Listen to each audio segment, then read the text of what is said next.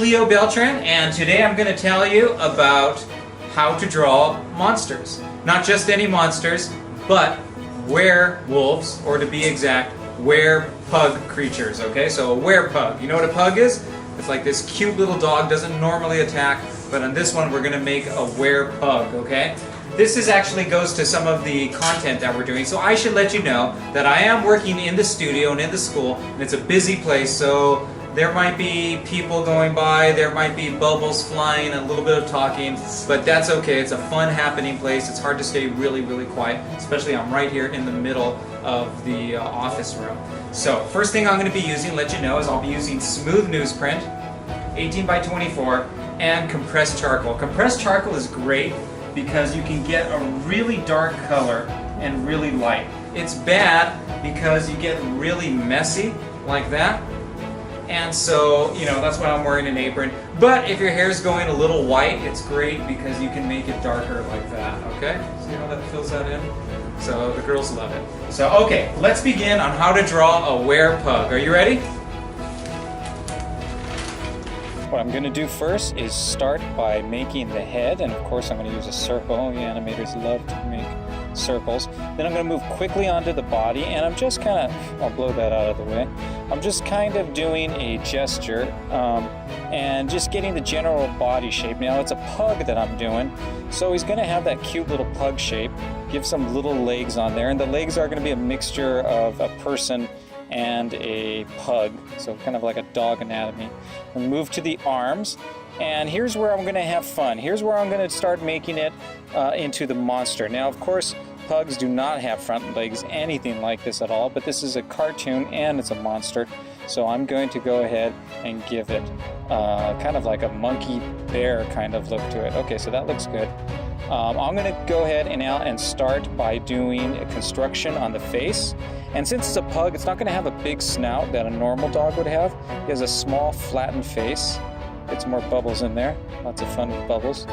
And I'll start constructing the muzzle.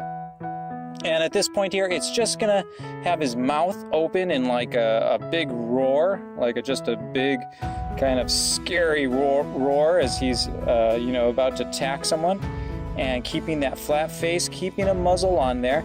And I'll do the eyes. Now the eyes on a pug are very round and kind of full of soul and patheticness, I guess. You know, maybe not as pathetic as a Chihuahua, but still, they're not big dogs, and they know it.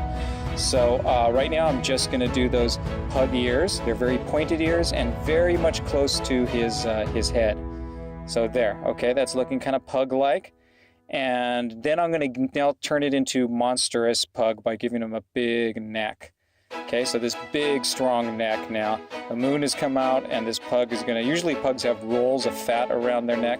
Well, this one I'm going to start bringing out some anatomy. So I'm bringing out that rib cage so you can see. And from there I'm going to pull down some pectoral muscles. And these are very human-looking pectoral muscles. But it's a mixture of a pug and a human, right? It's a werepug, like a werewolf. Bring out a nice little deltoid, a little bicep on there, a little tricep that wouldn't normally show. And I'm thinking construction the whole time. I'm thinking cylinders and nice light shapes. So now with the other arm, the bicep, a nice flow of straights against curves. These are all drawing and animation terms. And now the hand. So I'm just going to gesture the hand in there. And all that means is that, see that little circle right there? That's just really just enough to give me a basis. The hand is going to be more developed later, but just right now, that's just enough. He has his hands up like he's almost scaring someone. Get a nice little latissimus dorsi is what that muscle is called. And they're going to put that on there. That gives the big buff guys that V shape. Now the shape of a dog tail is like that, but a pug dog is much more curled. So I'm going to make sure that I give that pug. And yes, I did study pugs before we came here. I took 10 years in college studying pugs, so I know all of their anatomy. So down to the feet, now doing these cute little paws, which is pretty much normal for a cartoon dog. I'm not going to do too much with the legs.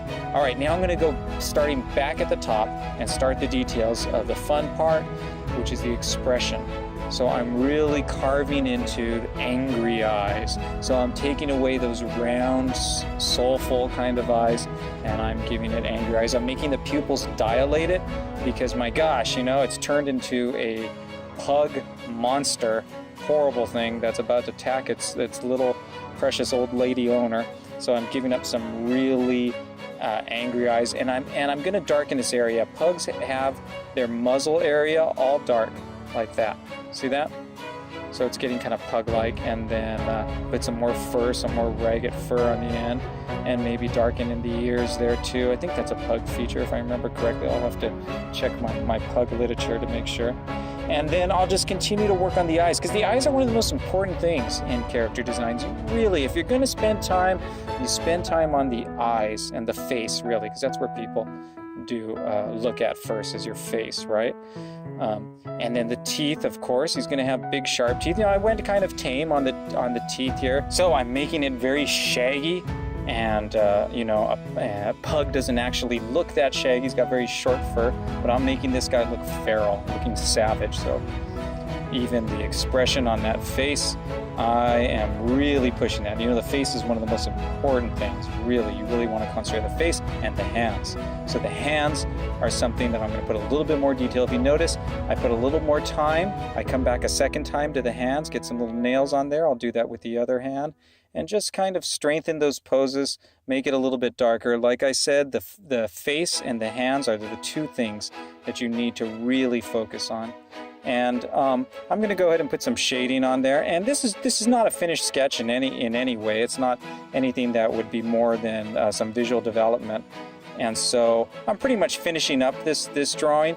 And it's just a quick sketch. We'll develop it later on in production. This is actually going to go in one of our cartoons. And this was just an idea, a visual idea. So I'll say it's about finished right now. Okay, and that is our werepug.